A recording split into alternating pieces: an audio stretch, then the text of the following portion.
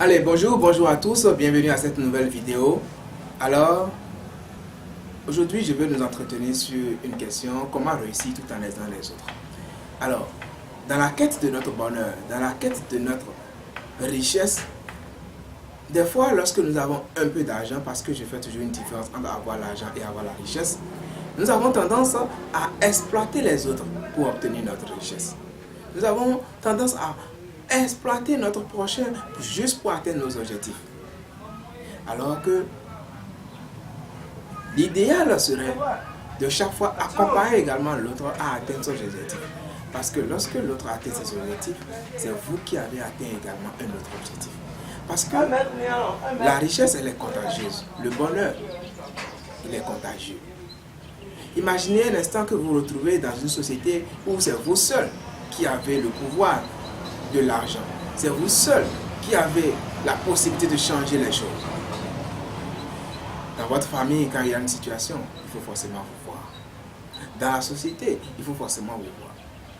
Alors que, imaginez un instant que autour de vous, qu'il y ait beaucoup de personnes qui ont ces mêmes moyens, peut-être même mieux que vous, parce que peut-être un temps vous les avez aidés. Alors, lorsque vous avez une idée, vous avez quelque chose à aller faire, des fois, avant d'atteindre le lieu où vous devez faire cette chose, quelqu'un l'a déjà fait à votre place. Parce que cette personne a eu le temps de bénéficier de votre générosité. Cette personne a eu le temps de vous côtoyer et a été contaminée. Oui, on me dira que nous sommes en Afrique et il est difficile d'aider son prochain. Oui, c'est vrai. Parce que beaucoup de gens vont toujours vous remercier de revers de la main. Mais vous vous en foutez. Vous vous en foutez parce que quand vous le faites à quelqu'un, vous le faites sans espérer un retour. Mais la nature, elle est là. La nature est là pour vous récompenser de ce que vous avez fait à cette personne. Elle peut être reconnaissante ou non, mais vous avez contribué à quelque chose. Et malheureusement, vous allez constater, lorsqu'une personne n'est pas reconnaissante envers vous, cette personne ne revient plus vers vous. Ça fait une charge de moins.